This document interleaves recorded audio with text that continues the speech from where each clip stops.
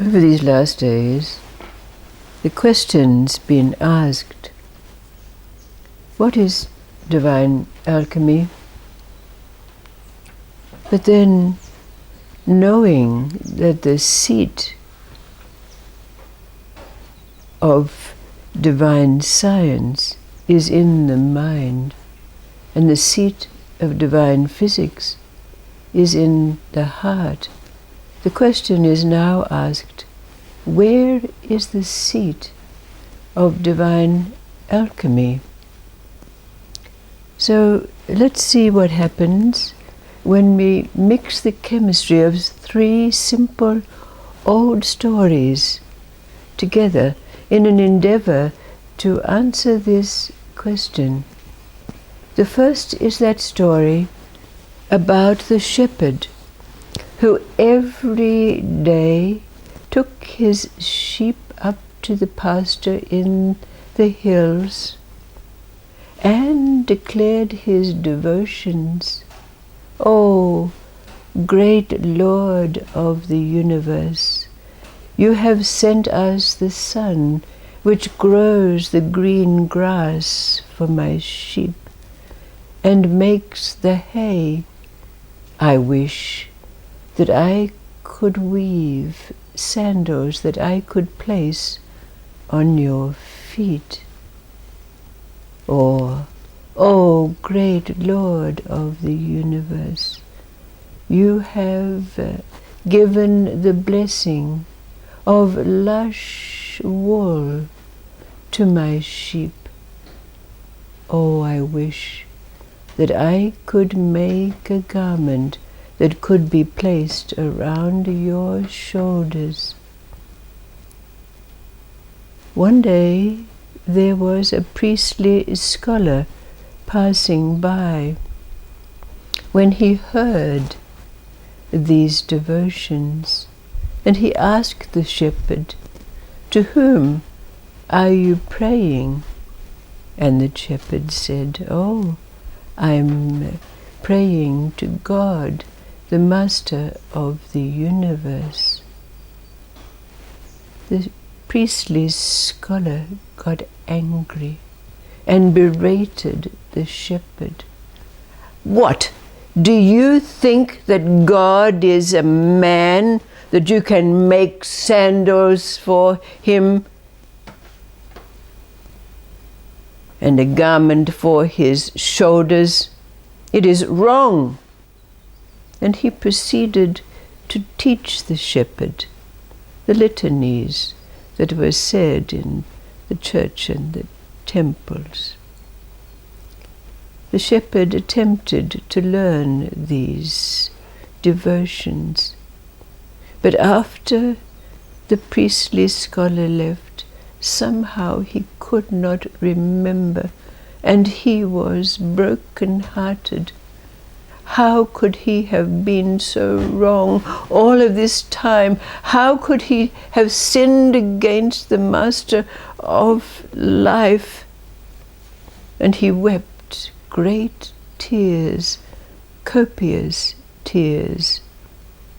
But that night, when the priestly scholar was asleep, the voice of God spoke to him and said, "You have scolded one of my dearest devotees. How many are there of men who speak the words without meaning? And this devotee speaks from his mind and his heart.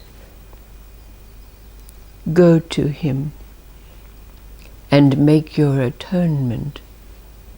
So the next day, the priestly scholar goes out to look for the shepherd, and he finds him seated beneath a tree with tears flowing down his cheeks.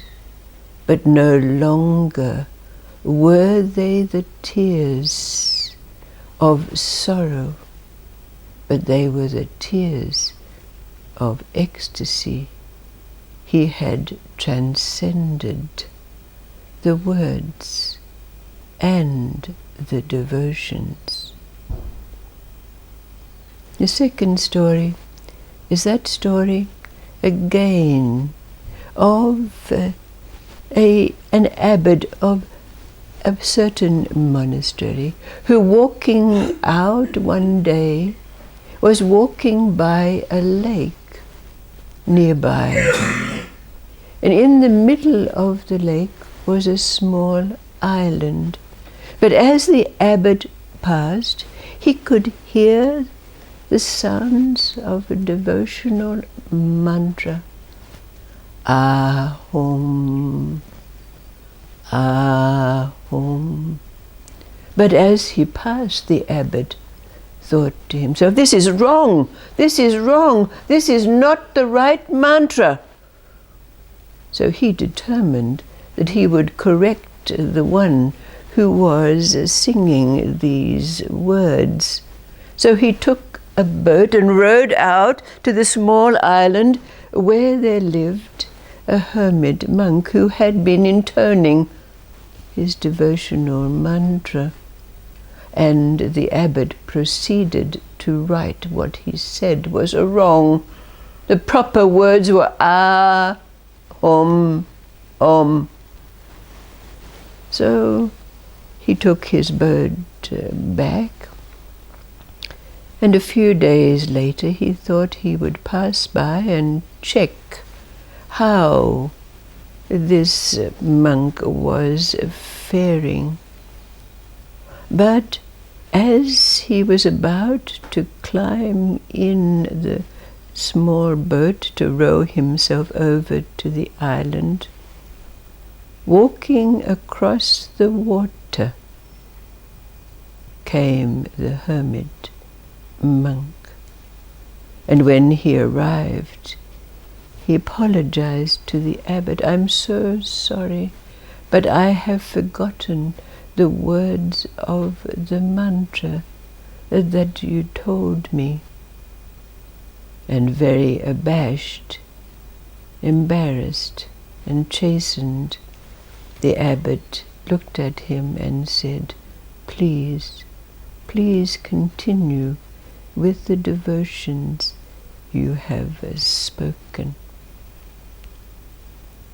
And the third story is that story about the old man who goes in to the church and kneels. And the priest who is residing there noticed that the old man is kneeling for an inordinate amount of time. And so when the old man rises to his feet, the priest goes to him and asks, my son, you have been on your knees in prayer for such a long time. To what were you saying to God? The old man says, oh, I was not saying anything. I was listening. The priest said, oh, so what was God saying to you? And the old man said, God wasn't saying anything. He was listening also.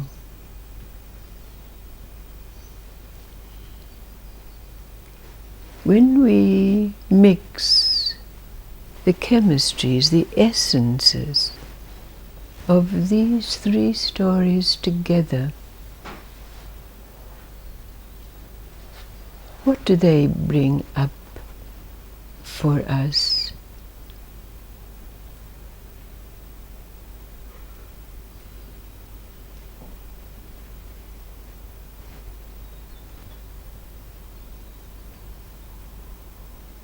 In an endeavor to answer the question, where is the seat of divine alchemy?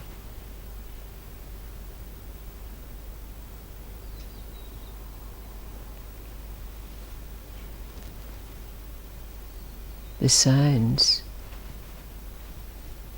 of our mind, the emotions of our heart. But divine alchemy,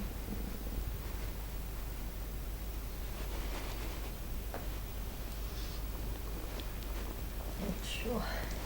I would say it's in the pot, and the pot can be the body, can be the shape of the word, can be any form. The yes, form being just a support, right, not the thing. yes.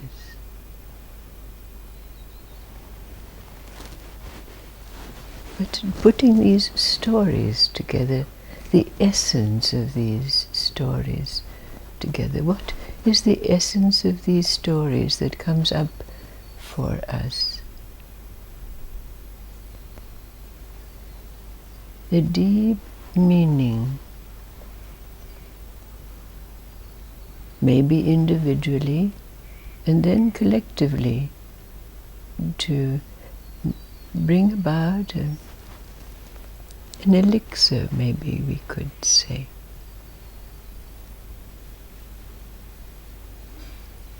For me, it was like the whole being. Right. But it's also kind of the emptiness. And it's, within that,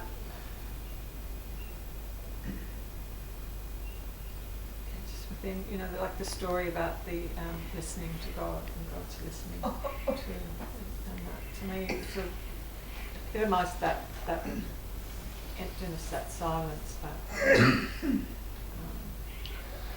that aspect. But the other side to it was those had the devotion, Right. and that deep devotion, which is like it's beyond the mind. Absolutely. And the heart. Wouldn't you agree? Where do we find devotion? Where do we find our longing? Where does it come from?